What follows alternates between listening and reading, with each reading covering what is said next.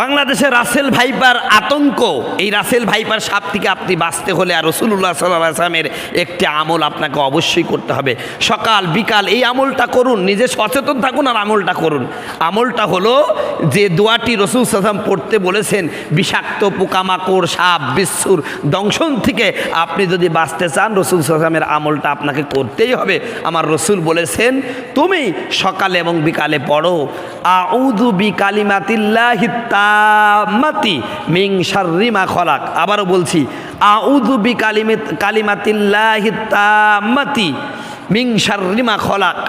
এই দোয়াটা আপনি যদি সকাল বিকাল পড়তে পারেন, আল্লাহ রব্বুল আলামিন রাসেল ভাইপার বলেন, কিং কোবরা বলেন, বিলাক মাম্মা বলেন, সাপ বলেন, বিচ্ছু বলেন, সকল পোকামাকড়ের দংশন থেকে আপনি বাঁচতে পারবেন। বিশেষ করে রাজশাহী, নাটোর, লালপুর আর পাবনা চর আর এদিকে